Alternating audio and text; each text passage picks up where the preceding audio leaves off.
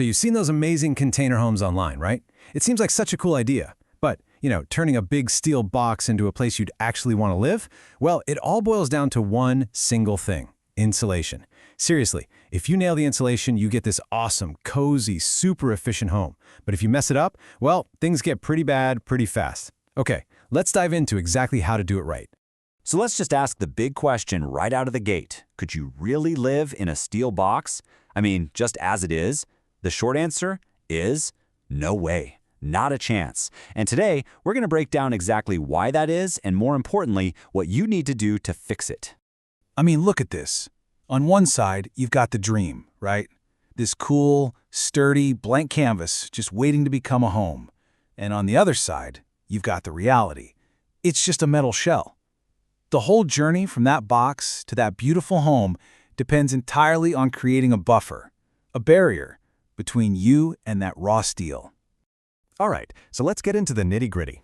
What is the actual problem with living in a giant metal box? Well, it all comes down to some super basic physics.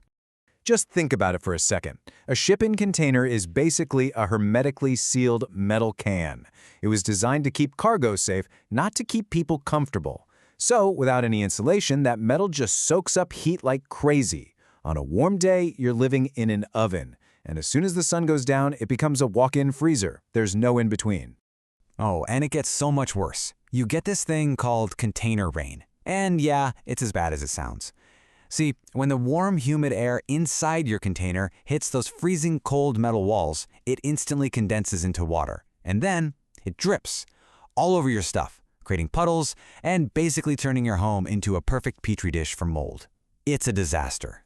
Okay, so to fix all of this, the oven, the freezer, the rain, we have to defeat the #1 enemy of a container home. It's a little something called thermal bridging. Here's what you've got to understand. Steel is basically a superhighway for heat. It loves to move temperature from one side to the other. So if you just stuff insulation in between the metal framing, the heat is just going to laugh at you. It'll completely bypass the insulation by traveling right through the steel frame itself. It makes your insulation almost useless. You have to stop that highway. And that brings us to the solution. The whole game is about creating what's called a continuous thermal break. Think of it like wrapping the entire container in a seamless, cozy blanket. You want a totally unbroken layer of insulation covering every single inch of that metal. That way, there's literally no path for heat to get in or out. All right, so we need this continuous barrier, this cozy blanket. But what do we make it out of? Let's take a look at your options and see how they stack up against each other. Okay, so this chart pretty much lays it all out. Up top, you've got the gold standard, closed-cell spray foam. It gives you the best performance, hands down. It's an air barrier, a vapor barrier, it does everything. But yeah, it's also the priciest. Then you've got rigid foam panels. These are a really solid DIY option, good R value, but you have to be meticulous about air sealing all the gaps. And then, at the bottom of the list, you have your classic fiberglass bats, the cheapest option by far. But let me be really clear about this one. Every expert, every source, practically screams this from the rooftops. Do not use fiberglass bats. I know it's cheap, but in a steel container with all that condensation, fiberglass acts like a giant sponge. It just soaks up moisture and becomes a mold factory. It's a risk you absolutely do not want to take. So if we're basically crossing fiberglass off the list, that really leaves spray foam as the champion. So why is it considered the best choice for almost every single container project? Let's get into the specifics. Well, closed-cell spray foam is kind of the superhero of insulation here. First, it has a super high R value, which means it insulates really well. The closed-cell part is key. It's made of millions of tiny, sealed plastic bubbles, so it literally can't absorb water. This means it creates a perfect, seamless barrier against both air and moisture. It stops that container rain dead in its tracks. Plus, it glues itself right to the metal, so there are zero gaps. It's an insulator, an air barrier, and a vapor barrier, all in one shot. It just solves everything. Okay, so what's the actual process look like? You can't just point a hose at it and spray. The prep work you do beforehand is honestly just as crucial as the spraying itself.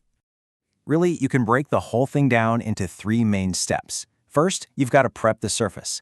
Second, you apply the insulation. And third, you finish the exterior to protect it all.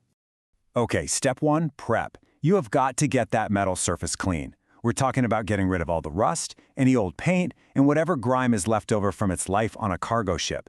Sandblasting is really the way to go here. It doesn't just clean it, it also gives the metal a slightly rough texture, which is the perfect surface for the foam to grab onto and make a super strong bond. And now for the main event, the application. Now this is key. By spraying the foam on the outside of the container, you completely solve that thermal bridging problem we talked about. The entire steel structure is now on the warm side of the insulation. And a huge bonus, you don't lose any of your precious interior square footage. It's a total win-win. Then, the process usually continues on the inside, especially on the ceiling. You can see here how they're carefully covering every surface to create that perfect, unbroken shell. This is extra important for stopping any condensation that might form from, daily life like cooking or taking a hot shower. And finally, step 3, finishing it up. Spray foam is amazing stuff, but it hates sunlight. UV rays will degrade it over time, so you have to protect it. You could just paint it, but a way better, more durable, and honestly, more beautiful option is to put a render like stucco right over the foam. It completely transforms the container from an industrial box into a finished home. So, you go through all this work. What's the actual payoff? And what's the final, most important warning you need to hear? Check out this number. This is incredible. On one of the test builds, just 1 hour after they applied a single inch of spray foam, the temperature inside the container dropped by 11 degrees Celsius. That's almost 20 degrees Fahrenheit in 60 minutes.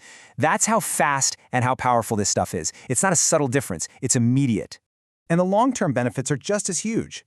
Because your home is now super airtight and efficient, you're going to save a ton of money on energy bills. We're talking a potential drop in heating and cooling costs of up to 40%. That adds up year after year. And this really brings us to the final critical point. If there's one thing you take away from this, let it be this. Do not skimp on insulation. It is, without a doubt, the single most important investment you can make. It's the one thing that decides whether you're building a dream home or just a damp, miserable metal box. So really, the question isn't if you can live in a container. The real question is, are you willing to do what it takes to make it a real home?